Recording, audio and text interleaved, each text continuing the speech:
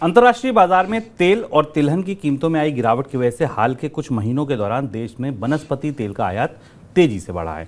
नवंबर से शुरू हुए ऑयल ईयर में 2022-23 में शुरुआती 5 महीने बीते हैं और इसमें वनस्पति तेल का आयात 22% बढ़ गया है। देश में इस दौरान 70 लाख टन से ज़्यादा का वनस्पति तेल आयात हुआ है, जबकि 2021-22 में 5 महीने में करीब 58 लाख टन तेल का आयात हुआ था।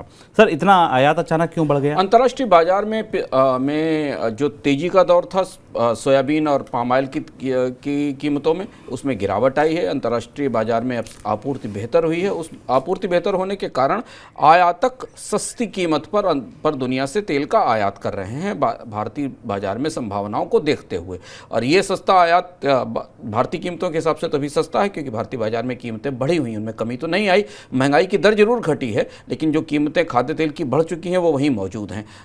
अगर आप इन्फ्लेशन का आंकड़ा देखें तो खाद्य तेल की महंगाई में फूड वेजिटेबल ऑयल और एडिबल ऑयल्स की महंगाई में करीब 7% के आसपास की गिरावट दिखती है। लेकिन अभी जो मूल्य के अंतर का फ़ायदा है उन आयातकों के पास है। इसका सीधा असर हमें सरसों और सोयाबीन की कीमतों पर बाजार में दिखाई दिया, जो हमने आपको शुरुआत में बताया था। तो तेल इकॉनमी में ये बड़ा बदलाव जो पिछले 2-3 महीनों में आया अंतर्राष्ट्रीय बाजार में सस्ते होने के कारण, उसका असर हमें दिख रहा है। मूल रूप से ये व्यवस्था दोनों तरह से ग्रामीण इलाकों के लिए चुनौती है, क्योंकि भारत में अभी 3-4 साल बीते हैं शुभम, जब एक लंबा समय था जब कृषि उत्पादों की कीमतों में डिफ्लेशन की स्थिति थी।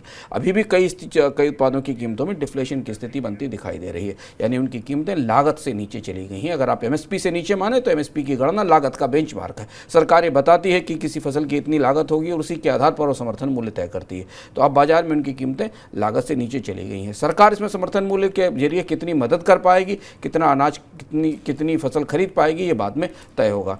इसका असर में ग्रामीण अर्थव्यवस्था में लोगों की आय पर और किसानों की आय पर दिखाई देगा।